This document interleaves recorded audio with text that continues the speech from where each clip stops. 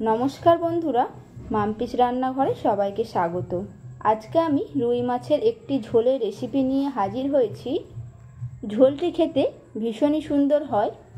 এই রান্নাটি আপনারা ঘরে থাকা উপকরণ দিয়েই খুব সহজে বাড়িতে বানিয়ে ফেলতে পারবেন। খেতে তেমনই সুন্দর হয়। ভালো লাগলে বন্ধুদের সাথে শেয়ার করে দেবেন। এই মাছের ঝোল আমি কিভাবে বানাচ্ছি সেটাই আপনাদের সঙ্গে আজকে শেয়ার করব।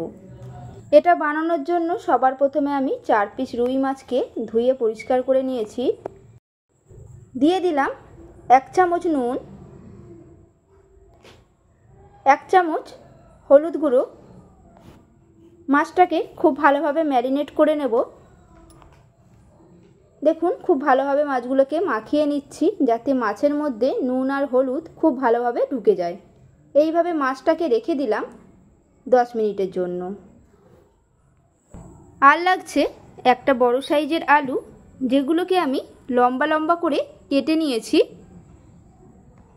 একটা বড় সাইজের টমেটো, সেটাকেও কুচিয়ে নিয়েছি। আর 4টে কাঁচা লঙ্কা মাঝখান থেকে আমি চিড়ে নিয়েছি। আর লাগছে অল্প ধনেপাতা কুচি। মিক্সিং জারের মধ্যে একটা মশলা বাটবো, তার জন্য দিয়ে দিলাম 1 টুকরো আদা, 6 থেকে 7 কোয়া রসুন, 2টো কাঁচা লঙ্কা, 4টে শুকনো লঙ্কা। ঝালটা আপনারা আপনাদের প্রয়োজন মতো দেবেন। দিয়ে দিলাম 1 চামচ সর্ষে, 1/2 চামচ মৌরি, 1 চামচ গোটা জিরে। অল্প জল দিয়ে এর একটা মিহি পেস্ট বানিয়ে নিলাম। দেখুন, মশলাটা খুব ভালোভাবে বাটা হয়ে গেছে। কড়াইতে সর্ষের তেল দিয়ে দিলাম। তেলটাকে গরম করে নিয়ে একে একে মাছগুলোকে দিয়ে দিলাম। 2 মিনিট পর মাছগুলোকে উল্টে নিলাম। এইভাবে আবারও 2 মিনিটের জন্য রেখে দিয়ে মাছগুলোকে আবারও অন্য পিঠটা উল্টে নিলাম। দেখুন, মাছগুলো লাল লাল করে ভাজা হয়ে গেছে। এরপরে এই মাছগুলোকে আমি একটা প্লেটের মধ্যে তুলে রেখে দিলাম। ওই মাছ ভাজার তেলের মধ্যেই আরও কিছুটা সর্ষের তেল অ্যাড করলাম। তেলটাকে গরম করে নিয়ে দিয়ে দিলাম 1/2 চামচ কালো জিরে।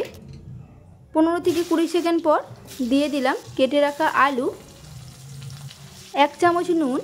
আলুগুলোকে ভেজে নেব প্রায় 3 থেকে 4 মিনিট। দেখুন, আলুগুলোকে আমি লাল লাল করে ভেজে নিয়েছি। দিয়ে দিলাম আগের থেকে কেটে রাখা টমেটো আর 1 চামচ নুন।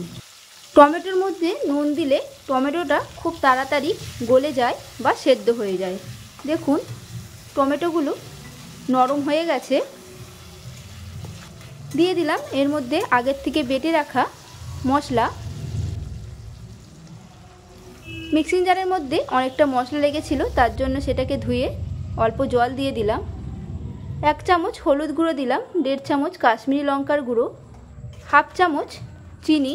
চিনিটা দিলে স্বাদটা খুব ভালো হয়।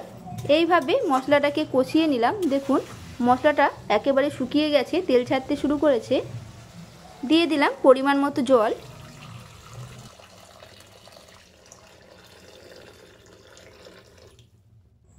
জলটাকে দিয়ে খুন্তির সাহায্যে মিশিয়ে নিলাম।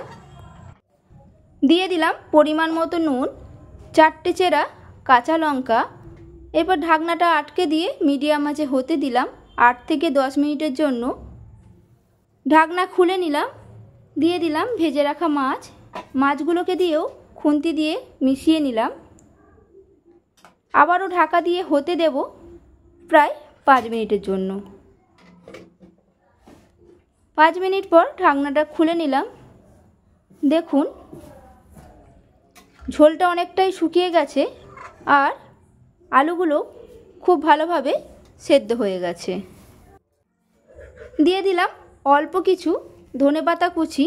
ধনেপাতা কুচিটাকে দিয়ে মিশিয়ে নিলাম। 2 মিনিট ফুটিয়ে নিলাম ঝোলটাকে, যাতে ধনেপাতাটা খুব ভালোভাবে মিশে যায়। গ্যাসটাকে বন্ধ করে দিলাম। রেডি হয়ে গেল আমার আজকের রেসিপি রুই মাছের পাতলা ঝোল। এইভাবে বাড়িতে বানিয়ে দেখবেন। কেমন লাগলো অবশ্যই কমেন্টে জানাবেন। এই রান্নাটি আপনারা গরম গরম ভাতের সাথে পরিবেশন করতে পারেন। দেখবেন এই দিয়েই আপনারা এক থালা ভাত নিমেষে শেষ করে ফেলেছেন। আমার এই রান্নাটি ভালো লেগে থাকলে একটা লাইক করে দেবেন, বন্ধুদের সাথে শেয়ার করে দেবেন, আর নতুন বন্ধু হয়ে থাকলে আমার চ্যানেলটিকে সাবস্ক্রাইব করার অনুরোধ রইল। তাহলে আমি যখনই কোনো নিত্য নতুন রান্নার ভিডিও আপলোড করব, সবার প্রথমে আপনাদের ফোনে নোটিফিকেশান চলে যাবে। সুস্থ থাকবেন, ভালো থাকবেন, ধন্যবাদ।